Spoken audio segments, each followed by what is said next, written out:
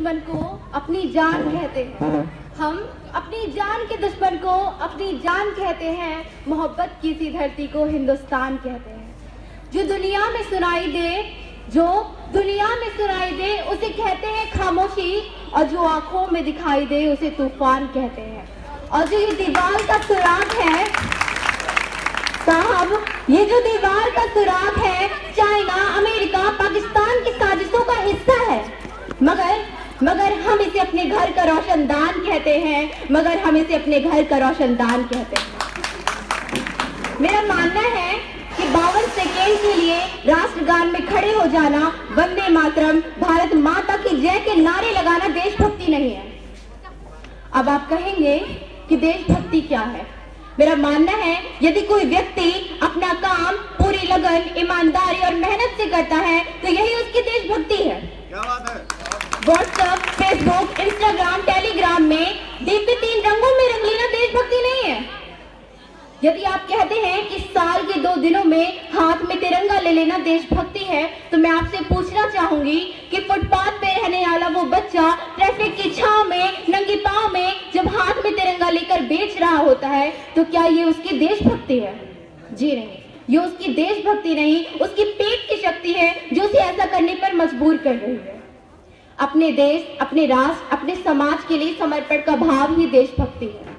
किसी देशद्रोही के जीवन में आने वाला वो तूफान हमारी सच्ची देशभक्ति है, जो देशद्रोही को यह बता दे कि अगर तू परिंदा है तो ये आसमान तेरा है, अगर तू परिंदा है तो ये आसमान तेरा है, अगर तू दरिंदा है तो ये शमशान तेरा है, और अगर भाईचारे से रहना है तो रह इस जमीन पर, वरना ये कब्र भी तेरी है और कब्रिस्तान भी तेरा है।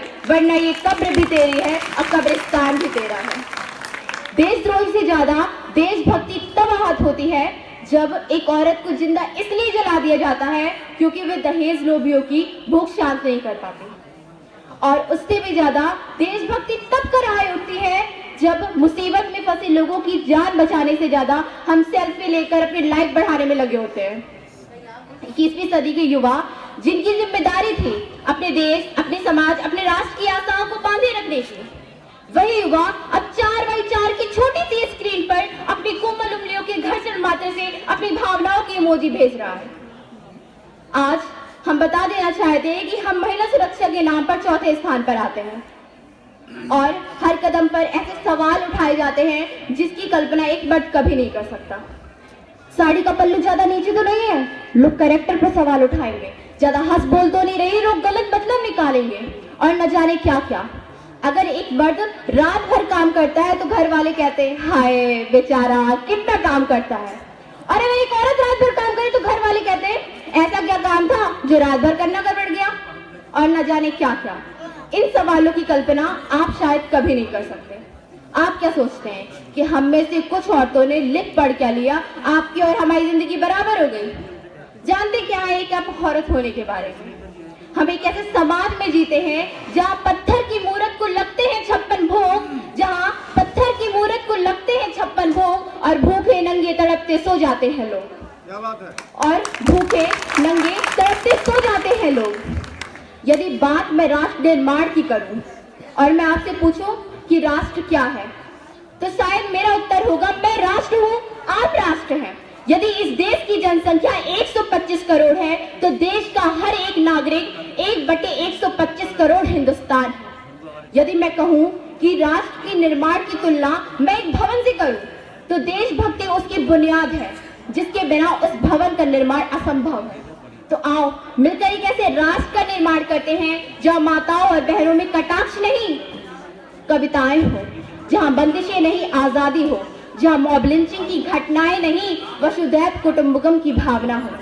आज समय नहीं मस्जिद और मंदिर के नाम पर लड़ने का, आज समय नहीं संसद पर बहस का, आज समय है चर्चा का।